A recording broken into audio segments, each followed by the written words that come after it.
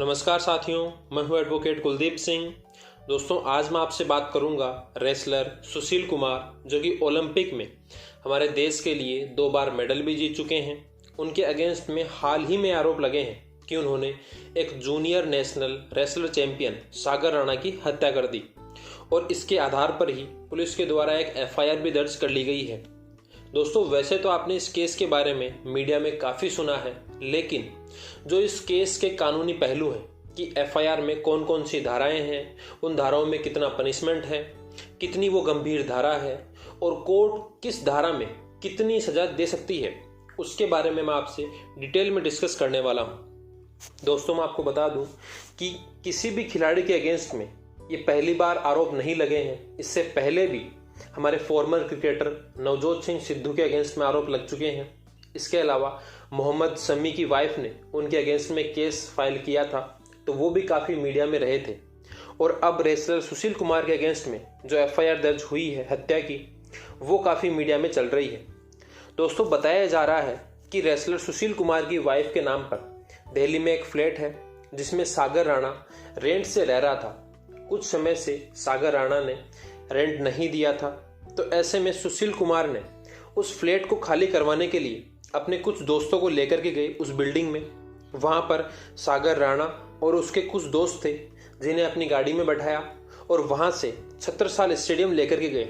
वहाँ पर वाद विवाद हुआ रेंट को लेकर के, उस फ्लैट को खाली करने को लेकर के, और फिर मारपीट शुरू हो गई। और ये घटना 4 मई 2021 की बताई जा रही है और इसी दौरान ही सागर राणा की हत्या हो गई थी। सागर राणा के साथ में जो उसके 2 दोस्त थे, उनके साथ भी मारपीट हुई। तो दोस्तों, उन्हीं दोस्तों के द्वारा बताया गया कि सागर राणा की सुशील कुमार और उसके कुछ दोस्तों ने हत्या कर दी है। वहाँ पर कुछ लोग और भी मौजूद थे, उनके द्वारा बताया जा रहा है कि वीडियो रिकॉर्डिंग भी की गई है। दोस्तों, इस आधार पर ही पुलिस ने एफआईआर भी दर्ज कर ली और एफआईआर दर्ज करने के बाद में पुलिस ने नॉन बेलेबल वारंट भी जारी कर दिया।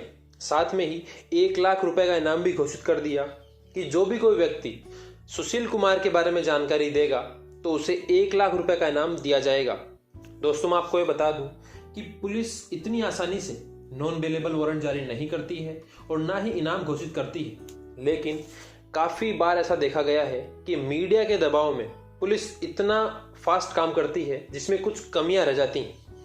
कुछ केसेस तो ऐसे भी सामने आए हैं जिनमें पुलिस ने 10 दिन में ही चार्जशीट भी पेश कर दी थी उस केस की जांच करके कोर्ट में। लेकिन नॉर्मली देखते ये हैं कि पुलिस किसी भी केस में 2 से 3 महीने लेती है चार्जशीट पेश करने में, और कुछ केसेस ऐसे भी हैं जिनमें पुलिस 1-1 साल तक भी चार्जशीट पेश नहीं करती है। तो ये मीडिया का ही दबाव है कि पुलिस इतना फास्ट इसमें काम कर रही है। दोस्तों, अब हम बात करते हैं कि इस एफआईआर में कौन कौन सी धाराएं हैं। इसमें धारा 302, 308, 365, 325, 323, 341, 506 इंडियन पिनल कोड लगाई गई है। इसके साथ में ही 188, 269, 120B और 34 ऑफ इंडियन पिनल कोड भी अप्लाई किया गया है। दोस्तों, इनमें से जो मेजर पनिशमेंट वाली धाराएं हैं उनके बारे में डिटेल में डिस्कस करते हैं। सबसे पहले बात करेंगे section 302 of Indian penal code की। दोस्तों, जब भी कोई व्यक्ति किसी दूसरे व्यक्ति की अगर हत्या कर दे तो ऐसे में section 302 of Indian penal code apply होगा। ये धारा कोग्निजेबल है, मीन्स संज्ञेय अपराध है। इस धारा का अपराध कोई भी व्यक्ति अगर करता है और किसी भी व्यक्ति के अगेंस्ट में इस प्रकार के अगर आरोप लगते हैं तो वो कोग्निजेबल होंगे और उसमें पुलिस उस व्यक्ति को अरेस्ट कर सकती है विदाउट गिरफ्तारी वारंट के भी। ये धारा नॉन बेलेबल है, इसमें पुलिस जमानत नहीं दे सकती है। कोर्ट अगर उचित समझेगी तो ही जमानत दे सकती है। ये नॉन कंपाउंडेबल है, मीन्स कॉम्प्रोमाइज नहीं हो सकता है इस धारा के अपराध में। जैसे कि अब अगर इस केस की बात करें तो सुशील कुमार के ऊपर ये जो आरोप लगे हैं, तो सुशील कुमार और सागर राणा के परिवारजन मिलकर के अगर चाहें कि इस केस को वापस ले लें तो भी वो वापस नहीं ले सकते हैं, कॉम्प्रोमाइज नहीं कर सकते हैं। किसी भी कंडीशन में ये केस चलेगा ही चलेगा। और इस धारा में पनिशमेंट है, या तो डेथ पेनल्टी दी जाती है कोर्ट के द्वारा, या फिर लाइफ इम्प्रिजनमेंट दे सकती है, और साथ में ही फाइन भी लगाया जाता है कोर्ट के द्वारा। तो ये थी section 302 of Indian penal code. दोस्तों, इसके अलावा section 308 of Indian penal code है, इसमें जो है attempt to commit culpable homicide, means कोई भी व्यक्ति अगर ये जानते हुए कि इस प्रकार का अगर एक्ट किया जाएगा तो उस व्यक्ति की हत्या हो सकती है तो वो कल्पेबल होमिसाइड कहलाएगा।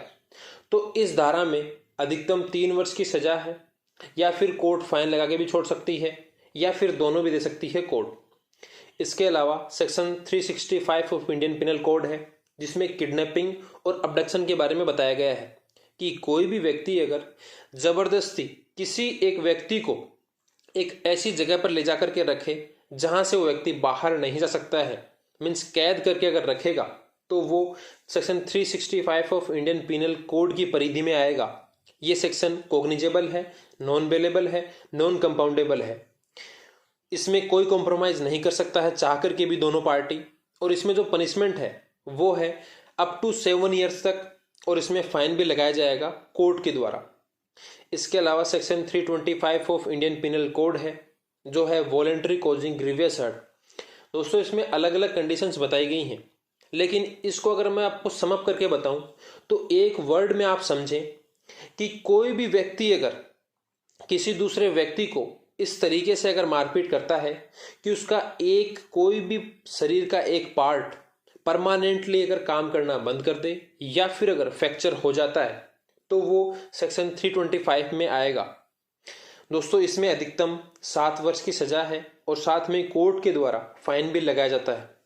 ये भी कॉग्निजेबल है, लेकिन ये बेलेबल है और कंपाउंडेबल है। इसमें कॉम्प्रोमाइज कर सकते हैं, लेकिन इसमें कोर्ट की पहले परमिशन लेनी होगी, और कोर्ट अगर परमिशन देगा उसके बाद में इस सेक्शन में कॉम्प्रोमाइज हो सकता है। इसके अलावा इसमें 323 है, जो कि हर्ट है। अगर किसी को थप्पड़ मार देना तो इस प्रकार का अपराध होता है इसमें, और इसमें अधिकतम 1 वर्ष की सजा है, या फिर कोर्ट फाइन लगा के छोड़ सकती है 1000 रुपये तक का, और दोनों भी दे सकती है।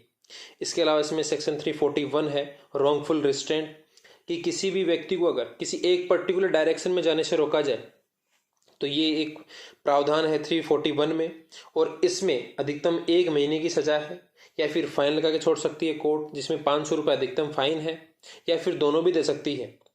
इसके अलावा दोस्तों, इसमें 506 of Indian penal code apply हुआ है सेक्शन, जो कि है क्रिमिनल इंटिमिडेशन। इसका मतलब ये है कि किसी व्यक्ति से कोई ऐसा काम करवाने के लिए जो वो काम करने के लिए कानूनन बाध्य नहीं है, फिर उस व्यक्ति को, उसको स्वयं को, या फिर उसकी रेपुटेशन को, या फिर उसकी प्रॉपर्टी को हार्म पहुंचाने की धमकी दी जाए, या फिर उस व्यक्ति का अगर किसी अदर व्यक्ति में इंटरेस्ट है तो उस व्यक्ति को अगर हार्म पहुंचाने की धमकी दी जाती है, और फिर अगर वो कोई काम करवाया जाए, तो ये क्रिमिनल इंटिमिडेशन होगा। इसमें अधिकतम 2 वर्ष की सजा है, या फिर फाइन, या फिर दोनों भी लगा सकती है कोर्ट। इन धाराओं में अगर हम बात करें तो सबसे मेजर है 302 ऑफ इंडियन पिनल कोड, जिसमें डेथ पेनल्टी या फिर आजीवन कारावास की सजा है। 365 जिसमें अधिकतम 7 वर्ष की सजा है, और एक है 325 जिसमें भी अधिकतम 7 वर्ष की सजा है।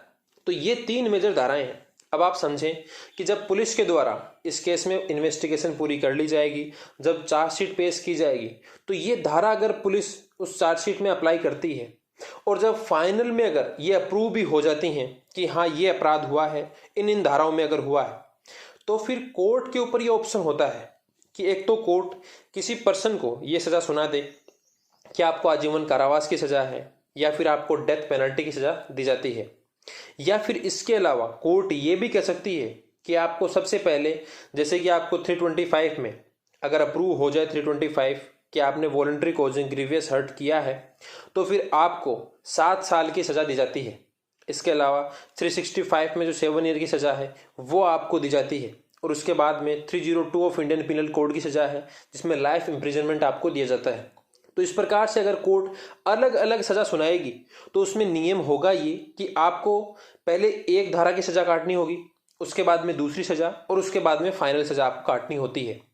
लेकिन कोर्ट अगर चाहे तो इन सभी धाराओं में, मीन्स इस एक केस में एक सजा भी सुना सकती है कि आपको आजीवन कारावास की सजा दी जाती है। तो इस प्रकार से ये 2 प्रावधान हैं कि कोर्ट अलग अलग सजा भी सुना सकती है, और इसके अलावा एक साथ कंबाइंड भी सजा सुना सकती है। लेकिन यहाँ पर समझने वाली बात यह है कि ये केस अभी तक प्रूव नहीं हुआ है, इसमें अभी इन्वेस्टिगेशन पेंडिंग है, पुलिस इसमें इन्वेस्टिगेशन कर रही है। और एक बात और मैं आपको बता दूं कि मीडिया में जो बार बार आ रहा है कि सुशील कुमार ने आज ही एक्सेप्ट कर लिया है पुलिस के सामने कि मैंने हत्या की है, उसके दोस्तों ने कह दिया कि हत्या की है, इन गवाहों ने यह कह दिया है।